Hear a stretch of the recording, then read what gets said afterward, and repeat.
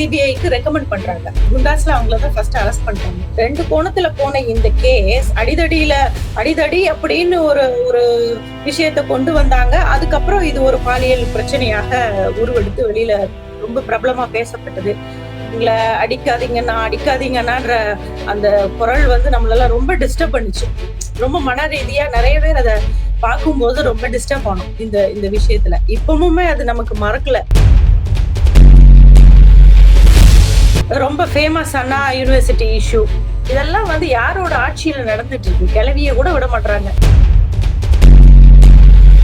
பல்லாவரம் கேஸ படிக்க ரொம்ப கஷ்டமா இருக்கு. 13 வயது பெண் குழந்தை கர்ப்பமா இருக்காங்க. ஒரு 11 பேர் குட்டியல் பலாத்காரம் கண்டினியூஸா அந்த பொண்ணு அபியூஸ் பண்ணிருக்காங்க. இப்ப ரீசெண்டா அண்ணா யூனிவர்சிட்டி யார் அந்த சார் இப்ப வரைக்கும் மிகப்பெரிய கேள்விக்குறியாக இருக்கு. எந்த மனைவிக்காக தன்னுடைய தேசத்திற்கு திரும்பி போகாம யாருடைய உதவியும் நாடாமல் மகாராஷ்டிரா நாசிக் வந்து இன்னைக்கு மகாராஷ்டிரால இருக்குங்க. மகாராஷ்டிரால இருந்து தற்போதைய ஸ்ரீலங்காக்கு இன்னைக்கு ஒருத்தரால நடந்து போக முடியுமான்னு யோசிச்சு பாருங்க. அன்னைக்கு நடந்து போய் தன்னுடைய மனைவியை மீட்டு வந்தார். திரும்பி வருவோமா ஜெயிப்புமான்னு தெரியாது, ஆனால் மீட்டு வந்தார். அப்படிப்பட்ட ஒரு மனிதர், மாபெரும் மனிதர் வந்து ஸ்ரீராமர். ஆணுக்கு நிகரா பெண்ணு தண்ணி அடிக்கிற மாதிரி தான் மோஸ்ட் ஆஃப் தி சீன்ஸ் எடுக்கணும். எதை நுழைக்க பாக்குறீங்க, எதை திணிக்க பாக்குறீங்க? ஒருவனுக்கு ஒருத்தி என்ற அதே மனைவியை நினைத்து வாழ்ந்தாரே தவிர வேற எந்த ஒரு விஷயமும் பண்ணல. ஒரு மன்னன் எனப்படுபவன் கணவனை கடந்து, தந்தையை கடந்து மக்களை நேசிப்பவன், மக்களுக்காக வாழ்பவன் என்பதை வாழ்ந்து காட்டியவர் ஸ்ரீராமர். அப்படிப்பட்ட மண்ணுல நாம பிறந்திருக்கிறோம், வளர்ந்துட்டு இருக்கோம், வாழ்ந்துகிட்டு இருக்கோம். இதை எதிர்ப்பவர்கள் யாராக இருந்தாலும் அவர்களை எதிர்த்து குரல் கொடுக்க வேண்டிய தருணம் இது போன்ற குரல்கள் நாம் எழுப்பினால் மட்டும்தான்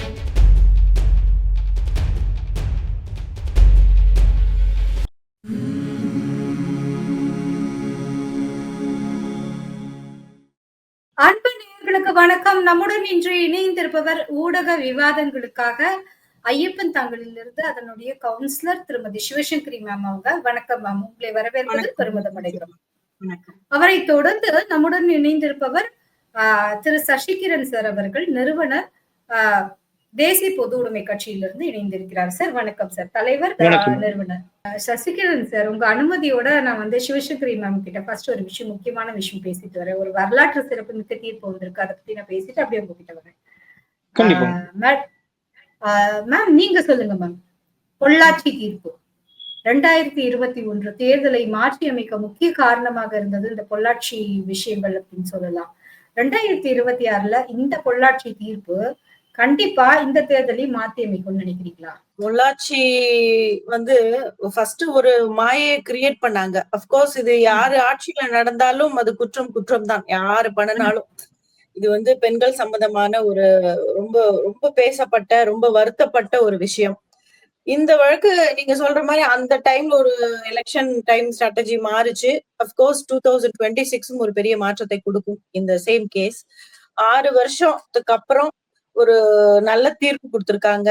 ஆயுள் தண்டனை, அதுல ஒரு சில பேரோட தண்டனை காலங்கள் 5 ஆயுள் தண்டனையா இருக்கு, 4 ஆயுள் தண்டனையா இருக்கு, depends upon the case material. But இது வந்து ரொம்ப பரவலா ஏடிஎம்கே ஆளுங்க தான் வந்து இதுக்கு முழு காரணம், அவங்களுடைய ஆட்சியில நடந்தது, டிஎம்கே ஆட்சியில வந்து அதுக்கு ஒரு நல்ல தீர்ப்பு கிடைச்சிருக்கு, அப்படி ஏதோ உட்கார்ந்து பணம் விழுந்த கதையா வந்து இவங்க எப்போதுமே எது நடந்தாலும், நல்லது நடந்தாலும் நாங்க தான் காரணம் மாறு தட்டிக்கிறது ஒரு ஸ்டாண்டர்டான விஷயமா போயிடுச்சு. அதே மாதிரி இந்த பொள்ளாச்சி விஷயத்திலயும் சோசியல் மீடியா ஃபுல்லா வந்து திமுக ஆட்சியில தான் இதுக்கு தீர்ப்பு கிடைச்சிருக்கு அப்படின்னு சொல்லி பெருமை பீத்திக்கிறாங்க. இல்ல, இதுல வந்து அதிமுக சம்பந்தப்பட்ட நபர்கள் தான் இந்த குற்றவாளிகளாக இருந்தார்கள் அப்படின்றது முழுக்க தவறு.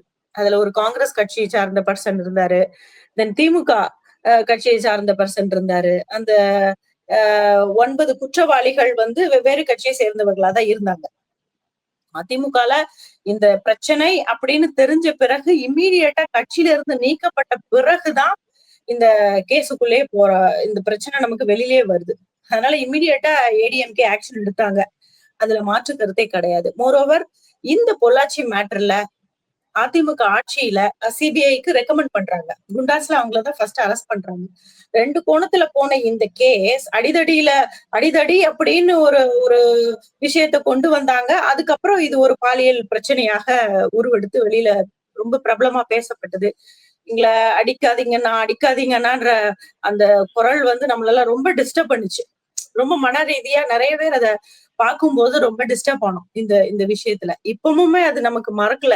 அன்னைக்கெல்லாம் வந்து 12 o'clock ஜட்ஜ்மெண்ட் அப்படின்னு கிட்டத்தட்ட 10 மணில இருந்து நிறைய பேர் டிவி முன்னாடி உட்கார்ந்து இருந்தாங்க. என்ன ஜட்ஜ்மெண்ட் கொடுக்க போறாங்க அப்படின்னு ரொம்ப ஆர்வமாக. இவ்வளவு பேசக்கூடிய அரசியல்வாதிகள், எஸ்பெஷலி இந்த திராவிட மாடல், எத்தனை பேர் அந்த பாதிக்கப்பட்ட பெண்களை போய் பார்த்திருப்பாங்க? எத்தனை மகளிர் அமைப்புகள் இருக்கு? யாரு போய் பார்த்திருக்காங்க? இன்னைக்கு வந்து 6 வருஷத்துல பல மாற்றங்களை தாண்டி அந்த பாதிக்கப்பட்ட பெண்கள் அதை மறந்து போயிருப்பாங்க, கடந்து போயிருப்பாங்க. மறந்து சொல்லக்கூடாது, கடந்து போயிருப்பாங்க. ஆனா இன்னைக்கு மார்த்தட்டிக்கிறாங்க, நாங்க தான் காரணம். எவ்வளவு பேர் போய் பார்த்திருக்காங்க அந்த பாதிக்கப்பட்ட பெண்களை? இன்னைக்கு சிபிஐயோட முழு விசாரணையில இந்த மாதிரி ஒரு தீர்ப்பு கொடுத்திருக்காங்க. இதுல ரொம்ப ரொம்ப கவலைப்படக்கூடிய விஷயம், பொதுமக்கள் பரவலா பேசக்கூடிய விஷயம் என்னன்னா, அந்த 8 குற்றவாளிகளும் அந்த வண்டியில இருந்து வரும்போது ஏதோ 6 வருஷம் ஜெயிலுக்குள்ள இருந்த மாதிரி தெரியல. ரொம்ப போஷாக்கா, ரொம்ப ஷைனிங்கா ஒரு நடிகர்கள் மாதிரி வராங்க. அதுதான் ரொம்ப வருத்தமா இருக்கு. மேலும் இந்த விஷயத்த ரொம்ப இந்த ஆட்சியில நடந்ததுன்னா, இன்னைக்கு இப்போ 2 நாள் நியூஸ் பல்லாவரத்துல ஒரு 13 வயசு பிள்ளைய 11 வாலிபர்கள் வந்து அபியூஸ் பண்ணிருக்காங்க. அப்புறம் வந்து ரொம்ப ஃபேமஸ் அண்ணா யூனிவர்சிட்டி இஷ்யூ. இதெல்லாம் வந்து யாரோட ஆட்சியில நடந்துட்டு இருக்கு? கிளவிய கூட விட மாட்டாங்க. அதனால இது வந்து எந்த ஆட்சியில நடக்கல. பரவலா எல்லா இடங்கள்லயும் இந்த மாதிரி பாலியல் குற்றங்கள் நடந்துகிட்டேதான் இருக்கு. அதற்கு வந்து கடுமையான தண்டனையை கொடுக்கதான் ஒரு பயம் வரும். இப்போ இந்த ஆட்சியில அந்த ஆட்சியில நடந்தது, இந்த ஆட்சியில நடக்கலன்னு யாராவது தைரியமா மாத்தட்டி சொல்லக்கூடிய சூழல் இருக்கா? எவ்ரிடே ஏதாவது ஒரு இஷ்யூ. ஸ்கூல்ல ஆரம்பிச்சு வயதான மூதாட்டியர்களுக்கு கூட ஒரு சேஃப் இல்லாத சூழல் இன்னைக்கு இந்த திராவிட மாடல் ஆட்சியில நம்ம பாக்குறோம். அந்த பல்லாவரம் கேஸ் படிக்க ரொம்ப கஷ்டமா இருக்கு. 13 வயது பெண் குழந்தை கர்ப்பமா இருக்காங்க.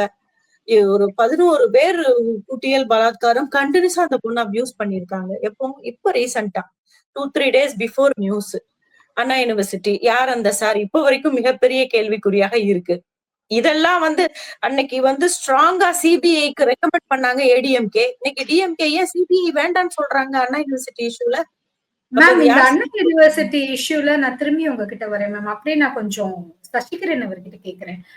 சசிகரன் சார் சொல்லுங்க சார். இந்த பொள்ளாச்சி தீர்ப்பு எந்த மாதிரியான ஒரு மாற்றத்தை இந்த சமுதாயத்துல விதைக்கும்னு நினைக்கிறீங்க? பாதிக்கப்பட்ட பெண்களுக்கு நீதி கிடைச்சிருச்சு அப்படிங்கறத தாண்டி இன்னும் கண்ணுக்கு தெரியாம இதுல எவ்வளவோ ஒரு பாதிக்கப்பட்ட பெண்கள் இருக்காங்க. ஏன்னா நூற்றுக்கணக்கான வீடியோ கிடைச்சிருக்கு. அதே மாதிரி குற்றவாளிகள்ங்கிறது இவங்க 9 பேர் தான் சொல்லிட்டு நம்ம ஐடென்டிஃபை பண்ணி ஒதுக்கி வச்சிட முடியாது. முகம் தெரியாத அதிகாரிகள், அரசாக இருக்கலாம், பிரைவேட்டாக இருக்கலாம், இல்ல அரசியல்வாதியாக இருக்கலாம், முகம் தெரியாதவர்களும் நிறைய பேர் குற்றவாளிகளாக இன்னுமே சமுதாயத்தில் நடமாடி கொண்டுதான் இருக்காங்க. இதை நீங்க எப்படி பாக்குறீங்க? உங்க வியூல இருந்து எனக்கு ஒரு கருத்து சொல்லுங்க சார். மேடம், அதாவது நம்ம ஏன் கட்சி தொடங்குறோம் அப்படின்னு சொல்லி ஒரு 6 காரணங்கள் சொல்றோம். அதுல 3வது காரணம் பாத்தீங்க அப்படின்னா, பெண்களை தாயாக தெய்வமாக போற்றி வணங்கக்கூடிய அன்னை பாரத தேசத்துல இது போன்ற சம்பவங்கள் நடந்துகிட்டே இருக்கு அப்படின்னா இதுக்கு காரணம் சிந்தனை தவறு. அவங்கள வந்து பாத்தீங்க அப்படின்னா சரியான சிந்தனையில நம்ம இது பண்ணல. அதுதான் பிரச்சனை, முதல் பிரச்சனை. 2வது, இப்படிப்பட்ட குற்றவாளிகளுக்கு கிடைக்கக்கூடிய தண்டனை அப்படின்றது மத்தவங்களுக்கு பயத்தை ஏற்படுத்தும். இது வந்து பாத்தீங்க அப்படின்னா இவர்களோடு நின்றாது அப்படின்றது எனக்கு நிச்சயமா தெரியும். ஏன்னா இந்த 9 பேர் தான் அப்படின்றது கிடையாது. இது வந்து பாத்தீங்க அப்படின்னா இவங்க மாட்டினவங்க 9 பேர், மாட்டாதவங்க எத்தனையோ பேர். இது போன்ற சம்பவங்கள் இந்த ஆட்சியில நடந்துகிட்டு இருக்கா அப்படின்னா நம்ம வெட்டம் வெளிச்சமாக மேடம் சொல்லியது போல அண்ணா யூனிவர்சிட்டி இந்த ஆட்சியில நடந்த விஷயம் தான். இது ஒரு ஆட்சிக்கோ ஒரு கட்சிக்கோ நம்ம வந்து சுமத்துறது அப்படின்றது வெறும் அரசியல் லாபத்திற்காக பேசக்கூடிய விஷயமே தவிர சமுதாயத்துல நம்ம என்ன பண்ணணும், இது போன்ற சிந்தனையாளர்களை நாம் அப்புறப்படுத்தணும். முதல்ல வந்து ஆண்களுக்கானாலும் பெண்களுக்கானாலும் என்ன விஷயம் அப்படின்றத சொல்லி தரணும். குறிப்பாக ஒரு பெண்ணுடைய அனுமதி இல்லாமல் இந்த மாதிரி நடந்துக்க கூடாது என்பதை சமுதாயம் கற்றுத்தரும். இது வந்து பாத்தீங்க அப்படின்னா பர்மனன்ட் சொல்யூஷன் அப்படின்றது அதுதான் ஒண்ணு. 2வது வந்து பாத்தீங்க அப்படின்னா நம்மளுடைய தேசத்துலதான் முதல்ல உலகத்துல நம்மளுடைய தேசத்துல மட்டும்தான் பெண்களை வந்து உயர்வாக பார்த்த ஒரு தேசம் அன்னை பாரத தேசம். இன்னைக்கு அந்த ஒரு தேசத்துல கலாச்சாரம் எங்க போயிட்டு இருக்குன்னு பார்க்கும்பொழுது நமக்கு மிகப்பெரிய வருத்தம் அளிக்கும். இதுக்கு காரணம் யாருங்க? இதுக்கு காரணம் நான் சொன்னேன்னா திமுகவை நான் இழுக்க முடியும். ஏன்னா திராவிட சித்தாந்தங்கள் என்று சொன்னதுல என்னென்ன சித்தாந்தங்கள் சொல்லப்பட்டிருக்குங்க? எப்படிப்பட்ட கதைகள் இப்ப எழுதப்படுதுங்க? எப்படிப்பட்ட படக்காட்சிகள் வருதுங்க? இது எல்லாம் காரணம் இல்லைன்னு சொல்ல முடியுமா? அப்படின்னு இது எல்லாத்தையும் பார்த்து சரி செய்வதுதான் ஒரு அரசாங்கத்துடைய வேலை. ஒண்ணு. 2வது, குற்றம் செய்தவர்களை தக்க தண்டனை கொடுக்க வேண்டும். அதற்காக அரசாங்கம் நடைமுறைப்படுத்த வேண்டும். அதுல பிரச்சனை கிடையாது. அதுல மாற்று கருத்தே கிடையாது. ஆனால் குற்றம் நடக்கிறதுக்கு முன்னாடி அவங்க குற்றத்துல ஈடுபட்டுட்டாங்க, பெண்கள் பாதிக்கப்பட்டுட்டாங்க, இவங்களுக்கு தண்டனை வாங்கி கொடுத்துட்டோம். அதனால அவங்களுக்கு பாதிப்பு இல்லைன்னு ஆயிடுமா? அவங்களோட வாழ்க்கை சரியாயிருமா? அவங்க அனுபவிச்ச வேதனை அவங்களுக்கு ஆயுள் முழுவதும் ஞாபகம் இருக்குமா இருக்காதா? இவங்களுக்கு தண்டனை கிடைச்சிருச்சு அப்படின்னா அவங்க மறந்துடுவாங்களா? இது போன்ற விஷயங்கள் சமுதாயத்தில் இனிமேல் நடக்காமல் இருப்பதற்கு என்ன செய்யணும் அப்படின்னு பேசணுமே தவிர, இத அரசியல் ஆதாயத்துக்கு எங்களுடைய ஆட்சியில பாத்தீங்கன்னா நாங்க இது பண்ணிட்டோம், அதை பண்ணிட்டோம் அப்படின்னு சொல்லுவது வெறும் அரசியல் லாபத்திற்காக பேசக்கூடியதே தவிர வேற எந்த விஷயமும் கிடையாது. சசிகரன் சார், உங்களுடைய அந்த பொது நோக்கம் நாங்க அக்செப்ட் பண்ணிக்கிறோம். ஏன்னா இந்த மாதிரி ஒரு சூழ்நிலை, சந்தர்ப்பம் ஒரு பெண்ணுக்கு எதேச்சியாக ஏற்பட்டால் அவங்க வெளியிலேயே வரமாட்டாங்க. அப்படியே வந்தா கூட அவங்க இந்த சமுதாயம் எப்படி ஃபேஸ் பண்றது, ரெஸ்ட் ஆஃப் த அவங்க லைஃப் அவங்க எப்படி இதை இந்த கில்ட்டை மறந்துட்டு வாழ போறாங்க, இல்லைன்னா இதை மேற்கொண்டு அந்த பெண் வாழ்றாங்கன்னா அவங்க இந்த சமுதாயம் எப்படி நடத்துகிறது அப்படிங்கிறது கூட இதுல ஒரு கொஸ்டின் மார்க்கா உங்களுடைய கருத்தை நாங்க ஏற்றுக்கொள்கிறோம். நான் தொடர்ந்து உங்ககிட்ட வரோம். நீங்க அந்த அண்ணா யூனிவர்சிட்டி இஷ்யூஸை பத்தி பேசிட்டு இருந்தீங்க, யார் இந்த சார்னு சொல்லிட்டு. சொல்லுங்க மேம், இந்த இஷ்யூஸை தாண்டி இன்னும் என்ன மாதிரியான இஷ்யூஸ்ல நம்ம இருப்போம், அதை தாண்டி சமுதாயம் இந்த மாதிரி பாதிக்கப்பட்ட பெண்களை எப்படி நடத்துதுன்னு நீங்க பாக்குறீங்க? நம்ம முன்னேறிட்டோமா? அவர் சொல்ற மாதிரி கல்ச்சர் எல்லாம் நமக்கு மாறிடுச்சு, நம்ம ரொம்ப ஹைடெக்கா இருக்கும், பெண்களுக்கு எல்லா உரிமையும் கொடுத்திருக்கோம் அப்படின்னா பேசுறோமே. அப்ப இந்த மாதிரியான பார்வை, பெண்கள் மீதான பார்வையும் மாற்றம் அடைஞ்சிருக்கா? ஆணுக்கு பெண் நிகர் அப்படின்னு சொல்லி பாரதியார் கண்ட கனவு இன்னைக்கு அவர் இருந்தா ரத்த கண்ணீர் விட்டுருப்பார். என்ன மாதிரி பெண்கள் மதிக்கப்படுறாங்க அப்படின்னு. ஃபர்ஸ்ட் ஆஃப் ஆல் சசிகிரண் அழகா சொன்னார், இந்த அரசியல் அடையாளம் இந்த மாதிரி விவகாரங்கள்ல பேசுறதே தவறு. அரசியல் அடையாளம் காட்டப்படுதுன்னா எல்லா கட்சியில இருந்தும் ஒரு நபர் இருந்திருக்காங்க. குறிப்பிட்ட ஒரு நபர் இந்த கட்சின்னு சொல்ல வேண்டிய அவசியம் இல்லை. ஃபைனலி நீதி தானே ஜெயிச்சிருக்கு இந்த கேஸை பொறுத்தளவுல. சோ அரசியல் அடையாளம்ன்றது வேறு, சித்தாந்த அடிப்படையில ஒரு ஒரு ஒரு என்ன நாம ஃபாலோ பண்றோமோ அந்த விஷயம் முன்னோடியாக யாரு இருக்காங்களோ அதுதான் அந்த கட்சி நபர்களும் ஃபாலோ பண்ணுவாங்க. இப்ப ஒரு ஒரு பெண்களுக்கு முழு மரியாதை கொடுக்குறாங்க அப்படின்னா அந்த ஒரு தலைவர் அப்படியே அதுக்கு ஒரு முன்னோடியாக இருக்கிறாங்க அப்படின்னா அதுதான் ஃபாலோவர்ஸ் ஃபாலோ பண்ணுவாங்க. இது ஒரு ஒரு ஸ்டாண்டர்டான விஷயம். இன்னைக்கு பாருங்க, ரொம்ப இன்ஃபுளுன்ஸ் பண்ணக்கூடியது முக்கியமானது சினிமா, அப்புறம் பள்ளிகள். பள்ளியில என்ன சேஃப்டி இருக்கு பிள்ளைங்களுக்கு? இன்னைக்கு கோ எஜுகேஷனோ இல்லைன்னா பெண்கள் பள்ளியோ இல்ல ஆண்கள் மட்டும் படிக்கக்கூடிய பள்ளியோ அவங்க என்ன மாதிரியான விஷயங்களுக்கு ஒரு வேல்யூ பேஸ்ட் எஜுகேஷன் அடிப்படையாக இல்லை. மத்த ஸ்டேட்ஸை விடுங்க, நம்ம தமிழகத்துல என்ன இருக்கு? வேல்யூ பேஸ்ட் எஜுகேஷன் என்ன இருக்கு? பிரைவேட் தனியார் பள்ளிகளில் இல்ல, ரொம்ப குறிப்பாக கவர்மெண்ட் ஸ்கூல்லயும் இல்ல. தனியார் பள்ளியில இங்கிலீஷ்ல கெட்ட வார்த்தை பேசுவாங்க, கவர்மெண்ட் ஸ்கூல்ல தமிழ்ல கெட்ட வார்த்தை பேசுவாங்க. மொத்தத்துல ரெண்டுமே சரியில்லையே. Value based education gone. And 2வது சினிமா பாத்தீங்கன்னா அதுதான் ரொம்ப ரொம்ப முக்கியமா இன்ஃபுளுன்ஸ் பண்றது. இன்னைக்கு சினிமால பாத்தீங்கன்னா ஆணுக்கு நிகரா பெண்ணு தண்ணி அடிக்கிற மாதிரிதான் மோஸ்ட் ஆஃப் தி சீன்ஸ் எடுக்கிறாங்க. ஏன் அப்படி எடுக்கணும்? எதை நுழைக்க பாக்குறீங்க? எதை திணிக்க பாக்குறீங்க? இன்னைக்கு ஒரு ஒரு பொம்பளை பிள்ளை ஒரு ஒரு டாஸ்மாக்ல போய் ஒரு ஏதோ ஒண்ணு வாங்குறாங்க அப்படின்னா அது ரொம்ப ஹைலைட் பண்ணி ஒரு பெண் போய் வாங்கிட்டு வராங்கன்றது ஒரு நியூஸ்ல போட முடியுதுன்னா அப்ப அங்க தப்பு இருக்குன்னு தானே அர்த்தம். ஆணுக்கு பெண் நிகர் அப்படின்றது அவன் செய்யற தவறுகளை எல்லாம் பெண் பண்ணக்கூடியதாக காமிக்கப்பட்டு அந்த பெண்களை இன்ஃபுளுன்ஸ் பண்ணி இன்னைக்கு ஒரு சாதாரணமா நிறைய தவறுகள் அடுக்கடுக்கா செய்யக்கூடிய சூழல் ஏற்படும். மேலும் இந்த கட்சி அப்படின்ற ஒரு விஷயம் ஒரு நல்ல விஷயங்களை நாட்டு வளர்ச்சிக்காக பாடுபடணும் ஒழிய அங்க கல்ச்சரை நாசம் பண்றதோ இல்ல நல்ல விஷயங்களை குழி தோண்டி பொதிக்கிறதோ இல்ல நம்பிக்கையை சீர்குலைக்கிற விதமா தான் இன்னைக்கு அரசியல் செய்யப்படுது. நாட்டு வளர்ச்சிக்கு யார் முன்னேறுவதற்காக எத்தனை இளைஞர்களுக்கு மோட்டிவேஷன் எல்லாம் நடந்துக்கிறாங்க, முன்மாதிரியா இருக்காங்க தலைவர்கள். 4-5 ஒய்ஃப கட்டிக்கிட்டான்னா கண்டிப்பா நம்ம தலைவர் எவ்வளியோ தொண்டர்கள் அவ்வளி. அப்ப எங்க பெண்களுக்கு மதிப்பு இருக்கும்? இதே கனிமொழி அவர்கள் என்ன சொன்னாங்க? தமிழகத்துல வந்து இந்தியாவிலே தமிழகம் தான் வந்து அதிகமான விதவைகளை கொண்ட மாநிலமாக இருக்குது, ரொம்ப மனசு கஷ்டமா இருக்குன்னு ஆக்ரோஷமா பெண்களுக்காக பேசினவங்க தானே எதிர்கட்சியாக இருக்கும்போது. இன்னைக்கு அவங்க ஆளுங்கட்சிக்கு வந்து எத்தனை டாஸ்மாக மூடுனாங்க, எத்தனை தாலியறுப்பு குறைச்சிருக்காங்க, எத்தனை விதவைகள் வந்து இன்னைக்கு பொட்டோட இருந்துட்டு இருக்கிறாங்க. அதிகமாதான் போய்கிட்டு இருக்கு. ஆக மொத்தத்துல பெண்கள் அப்படின்ற விஷயம் பாதுகாப்பு கண்டிப்பாக இல்லவே இல்லை. முந்தியெல்லாம் ஒரு ஒரு கூட்டு குடும்பமா இருக்கும் போதோ இல்லைன்னா ரொம்ப எத்தனை மணி ஆனாலும் ஒரு சத்தம் போட்டா ஒரு 10 பேர் வரக்கூடிய சூழல் இருந்தது. இன்னைக்கு அந்த 10 பேராலேயே அந்த பெண்ணுக்கு பிரச்சனைன்ற மாதிரி ஒரு சூழல் தான் ரொம்ப ரொம்ப மோசமா இருக்கு. பாப்புலேஷன் அதிகமா இருந்துச்சு, திருமண பக்கெல்லாம் கடைகள் இருக்கு, எப்போதும் வந்து பஜார் ரன்னிங்ல இருக்கு. ஆனா எல்லா டைமும் தவறுகளும் ஏகபோகமா நடந்துச்சு. மேம், இந்த கருத்தை நான் அப்படியே ஏற்றுக்கொள்கிறேன். நீங்க சொல்றதுல ரொம்ப மிகப்பெரிய ஒரு உண்மை இருக்கு. முன்னாடி எல்லாம் பெரிய டெக்னாலஜி டெவலப்மெண்ட் கிடையாது, எங்கேயும் லைட் கிடையாது, மால் கிடையாது, சீக்கிரமே வீட்டுல தூங்கிடுவாங்க, 6-7 மணிக்கெல்லாம் படுத்துருவாங்க. அந்த மாதிரி இருக்கிற நேரத்துல கூட பெண்கள் பாதுகாப்பா இருந்தாங்க. இன்னைக்கு மால் இருக்கு, டெக்னாலஜி டெவலப் ஆயிருக்கு, 11 மணிக்கு கூட நம்ம தனியா வரோம். ஆனா ஏதாவது உதவி கூட்ட அவங்களாலே பெண்களுக்கு பிரச்சனை வருதுன்னு சொல்றீங்க பாருங்க. அதை 100க்கு 100 எடுத்துக்கொள்கிறோம். சசிகரன் சார், உங்ககிட்ட ஒரு கொஸ்டின் நான் செச்சுவர் பண்றேன். அவங்க வந்து 2 விஷயம் சொன்னாங்க. பெண்கள் பாதுகாப்பு ஒன்று சொன்னாங்க, சினிமா ஒன்று சீரழிக்கிறது, சமுதாயம்னு சொன்னாங்க. இந்த சமுதாயம் சினிமாவை தாண்டி தனிநபர் ஒழுக்க நெறி அப்படிங்கறத நீங்க எங்க இருந்தது? அது வந்து இதுல ஒரு கிரைட்டீரியாவே கிடையாதா? அப்படி அது கிரைட்டீரியாவாக இருந்தா அது எங்க இருந்து டெவலப் ஆகணும்னு நீங்க நினைக்கிறீங்க? சொல்லுங்களேன். அதாவது பாத்தீங்கன்னா மேடம், பாரத தேசத்துல 2 மாபெரும் இதிகாசங்கள் இருக்கு, ராமாயணம், மகாபாரதம். ராமாயணம் என்ன சொல்லுதுங்க? ஒரு பெண்ணுக்கு பிடிக்காமல் அந்த பெண்ணை வந்து அபகரிக்கணும் என்று நினைப்பவன் எவ்வளவு பெரிய ஆளாக இருந்தாலும் சரி, உலகத்தையே ஆண்டு கொண்டிருக்கக்கூடிய மாபெரும் அரசனாக இருந்தாலும் சரி, மண்ணோடு மண்ணாக வீழ்த்தப்படுவான். அதேதான் மகாபாரதத்திலும் ஒரு பெண்ணுக்கு பிடிக்காமல் அந்த பெண்ணுடைய அனுமதி இல்லாமல் அந்த பெண்ணை வந்து சித்திரவதைப்படுத்தணும்னு நினைத்தால் நினைத்தவன் மட்டுமல்ல, நினைத்தவனோடு இருந்தவர்கள் எல்லாம் மண்ணோடு மண்ணாக போவார்கள். இது மகாபாரதம். அதாவது ஒரு மகாபாரதம் ஆனாலும் ராமாயணம் ஆனாலும் பெண்களுடைய இடத்துல இருந்து தான் பேசப்படுது.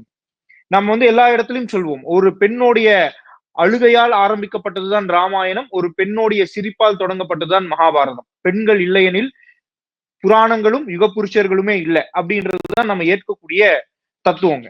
இன்னைக்கு இந்த மாதிரி தத்துவமும் நம்மளுடைய இதிகாசமும் நம்மளுடைய வரலாறும் எத்தனை பேருக்கு சொல்லி தரும் அப்படின்றதுதான் கேள்வி. இது வந்து பாத்தீங்கன்னா அடிப்படையில இந்த மாதிரி சிந்தனைகள் நம்ம கொண்டு போய் சேர்க்கும் பொழுது ஒரு பெண் தனியாக இருந்தாலும் அந்த பெண்ணுடைய அனுமதி இல்லாமல் நாம எதுவும் பண்ணக்கூடாதுன்ற உணர்வு எல்லா ஆண்களுக்கும் வரும். அதே மாதிரி ஒரு பெண் எப்படி நடக்கணும் அப்படின்ற உணர்வு அந்த பெண்களுக்கும் வரும். இது சின்ன வயசுல இருந்து பள்ளிக்கூடத்துல நம்ம சொல்லித்தரோம். இன்னைக்கு மேடம் சொன்ன மாதிரி ஒரு மாரல் எஜுகேஷன் அப்படின்றது எங்கெங்க இருக்கு? மாரல் எஜுகேஷன்னா ராமாயணத்தை மகாபாரதத்தை கடந்து ஒரு மாரல் எஜுகேஷன் உலகத்திலே இல்லைங்க. அதை கொண்டு வந்து சேர்க்கக்கூடிய இடத்துல இன்னைக்கு அரசாங்கம் இருக்கானா? இல்ல, அதிலும் அரசியல் தான் பண்றாங்க. அதை தாண்டி நீங்க ஸ்கூல்ல அதெல்லாம் போதனை செஞ்சீங்க அப்படின்னா உடனே அதுக்கு ஒரு அரெஸ்டும் நடக்குது. அதுக்கு ஒரு அரெஸ்ட் பண்ணுவாங்க. அந்த அரெஸ்ட் வந்து மாபெரும் படையோட வருவாங்க, தீவிரவாதியை கொண்டு போற மாதிரி கொண்டு போவாங்க. இப்படி எல்லாம் செய்தால் சமுதாயம் எப்படி முன்னேறும்? இதிகாசங்களை சசிகரன் இதிகாசங்களை அழகா கோடிட்டு காமிச்சாரு. அதாவது ஒருத்தர் எப்படி வாழணும் அப்படின்றதுக்கு ராமர் உதாரணமாக, எப்படி வாழக்கூடாதுன்றத மகாபாரதத்தை கோடிட்டு காமிப்பாங்க. அப்படிப்பட்ட அந்த ராமரை செருப்பு மாலை போட்டு அவச்ச நாடுதானே நம்ம ஊரு. அப்ப எப்படி இங்க விளங்கும்? ஒரு ஒரு ஒரு ஒரு புருஷன், ஒரு ஆண்மகன் இப்படிதான் இருக்கணும் அப்படின்னு தானே நமக்கு அந்த கதை சொல்லி கொடுத்தது, அந்த வரலாறு நமக்கு கற்பிச்சு கொடுத்தது. அதுவே ராமர் கூட தன்னுடைய மனைவியை சந்தேகப்பட்டார் அப்படிங்கிறது தானே வரலாறு முடிவா இருந்தது. அதாவது இப்படி வாழணும், இப்படி வாழக்கூடாதுன்ற விஷயங்களை தானே நமக்கு புராணங்களும் வரலாறும் சொல்லி கொடுக்குது. நீங்க எதுக்கு அதுல இருக்கக்கூடிய பிரச்சனைகளை ஏன் பேசுறீங்க? இப்படி நடந்தாரு, இப்படி ஆச்சு, இதை நீ பண்ணிடாதன்னு சொல்லிதானே நமக்கு எடுத்துரைக்கக்கூடிய விஷயம். அதையே நீ ஃபாலோ பண்ண முடியல, அதுல இருந்து ஒரு குறை கண்டுபிடிக்கிற, அது ஒரு ஃபேப்ரிகேட்டட் ஸ்டோரி. அவர் ராமர் இருந்தாரா இல்லையா, அந்த ரிசர்ச் உங்களுக்கு எதுக்கு? நல்ல விஷயங்களை நம்ம முன்னோர்கள் நமக்கு கொடுத்திருக்காங்கன்னா அதை நீ ஃபாலோ பண்ணிட்டு போயேன். நீ உனக்கு அதுல நம்பிக்கை இல்ல அப்படின்னா நீ அமைதியா போ. நம்பக்கூடியவர்களுடைய மனசையும் கெடுத்து பெண்களை துளியளவும் மதிக்காம இந்த மாதிரி தவறுகள் நடக்க காரணமாக இருக்கக்கூடிய விஷயங்களை தான் இன்னைக்கு இந்த திராவிட மாடல் பண்ணிட்டு இருக்கு. அப்படிப்பட்ட ராமர் இப்படிதாங்க எல்லாருமே சொல்லுவோம், இவர் பெரிய ராமரு அப்படின்னு சொல்லுவாங்களா இல்லையா பேச்சு வழக்குல? இவர் பெரிய ஹரிச்சந்திரன் அப்படின்னு சொல்லி ராமன் மாதிரி ராவணன் மாதிரி இருக்காதுன்னு சொல்லுவாங்க. அந்த கோபங்கள், அந்த பொறுமை, அதுல எல்லாம் இது எல்லாமே நமக்கு இதிகாசங்கள் எடுத்துரைத்த ஒரு அற்புதமான விஷயங்கள், நம்ம முன்னோர்கள் நமக்கு கொடுத்தது. அதையெல்லாம் இல்ல இல்ல இல்ல இல்ல பொய் பொய் பொய், வரலாறு இல்ல, திணிக்கப்பட்டது, இது தவறு இப்படின்னு சொல்லி சொல்லி சொல்லி இருந்த கொஞ்ச நஞ்ச நம்பிக்கையையும் ஒழுக்கத்தையும் கெடுத்திருக்கு இந்த கேடுகட்ட திராவிட மாடல். அதாவது நீங்க ஒரு விஷயம் சொன்னீங்க, நீங்க சொல்லுங்க சார். நீங்க சொன்னீங்க ராமர் தன்னுடைய மனைவியை காட்டுக்கு அனுப்பிச்சிட்டாங்க அப்படின்னு சொல்லி. இது பாத்தீங்க அப்படின்னா இதை தெளிவுபடுத்தணும்னு நினைக்கிறேன். எந்த மனைவிக்காக தன்னுடைய தேசத்திற்கு திரும்பி போகாம யாருடைய உதவியும் நாடாமல் மகாராஷ்டிரா, நாசிக் இன்னைக்கு மகாராஷ்டிரால இருக்குங்க. மகாராஷ்டிரால இருந்து தற்போதைய ஸ்ரீலங்காக்கு இன்னைக்கு ஒருத்தரால நடந்து போக முடியுமான்னு யோசிச்சு பாருங்க. அன்னைக்கு நடந்து போய் தன்னுடைய மனைவியை மீட்டு வந்தாரு. திரும்பி வருவோமா ஜெயிப்புமான்னு தெரியாது, ஆனால் மீட்டு வந்தார். அப்படிப்பட்ட ஒரு மனிதர், மாபெரும் மனிதர் ஸ்ரீராமர். அவர் சொல்றாரு, ஒரு கணவனாக மனைவியை பார்த்துக் கொள்வது கணவனின் கடமை. நான் கணவனாக இருக்கிறேன், என்னுடைய மனைவியை பார்த்துக்கிறேன், இந்த பதவியை நீங்க எடுத்துக்கோங்கன்னு தம்பி கிட்ட சொல்றாங்க. தம்பிங்க சொல்றாங்க இல்ல நீங்கள் மன்னனா இருக்கணும் அப்படின்னு. அப்ப அவர் சொல்றாரு, மன்னனாக இருந்தால் கணவனாக இருப்பதை விட மன்னனாக இருப்பவன் மக்களை பற்றி சிந்திப்பவன். அப்ப என்னுடைய நாட்டுல ஒரு மனிதன் சொல்றாரு இந்த மாதிரி, என்னுடைய மனைவி எனக்கு மனைவி மட்டும் கிடையாது, இந்த மண்ணுக்கும் இந்த மக்களுக்கும் தாய், அவர்கள் மேல் ஒரு களங்கம் ஏற்படுது, அதை துடை தெரிய வேண்டியது என்னுடைய கடமை அரசனாக. அதை தான் அவர் செய்யறாரு.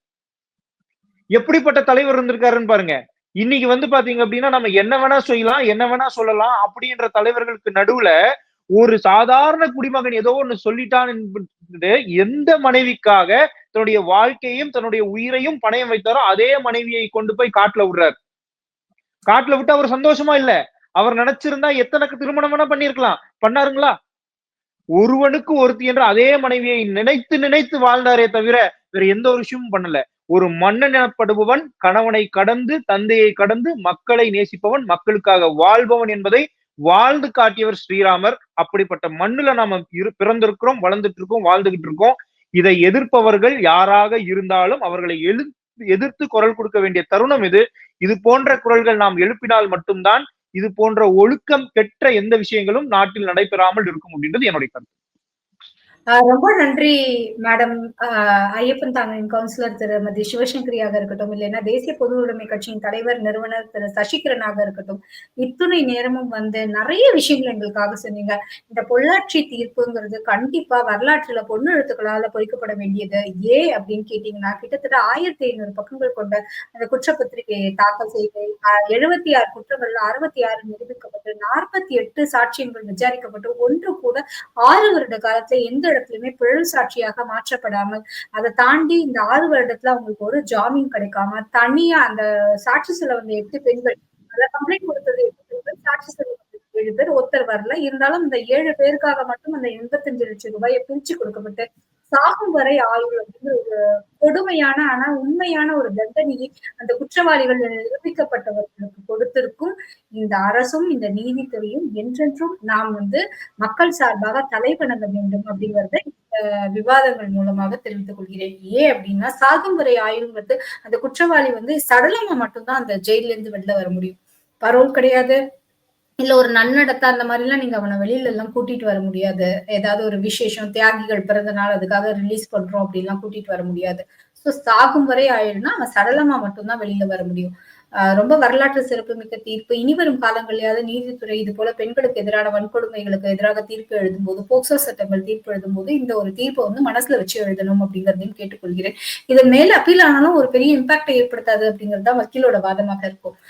நீங்க 2 பேருமே 2 இதிகாசத்தை சொன்னீங்க. நான் பொதுவாகவே கொஞ்சம் தமிழ் மேல ஆர்வம் இருக்கிறதுனால மிகப்பெரிய இதிகாசங்களான ராமாயணம், மகாபாரதமாக இருக்கட்டும், இல்ல தமிழ்ல சீவக சிந்தாமணி அப்படிங்கிறதாக இருக்கு, சிலப்பதிகாரமாக இருக்கட்டும், வந்து மண்ணாசை, பெண்ணாசை, பொன்னாசை இந்த மூணுமே இருக்கக்கூடாது அப்படிங்கிறதுதான் தொடர்ந்து எல்லா இதிகாசங்களுமே நமக்கு வந்து வலியுறுத்துகிறது. இந்த இந்த மாதிரியான ஒரு ஆசை வைத்தவர்கள் அதுல அழுந்து போவார்கள் அப்படிங்கறது தான் பார்த்திருக்கோம். நம்ம இதிகாசங்கள் நமக்கு சொல்லி தந்தது. இனி வரும் காலங்கள்ல எந்த மாதிரியான மாற்றங்கள் தமிழகத்துல நடக்க போகுது, இதிகாசங்களை ஒத்து இருக்குமா, இல்லைன்னா இதிகாசமே புதிதாக எழுதப்படுமா அப்படிங்கறதெல்லாம் பொறுத்திருந்து பார்ப்போம். இந்த விவாதத்துல கலந்து கொண்ட உங்கள் இருவருக்கும் மனப்பூர்வமான நன்றிகள் மற்றும் வாழ்த்துக்கள். நன்றிங்க.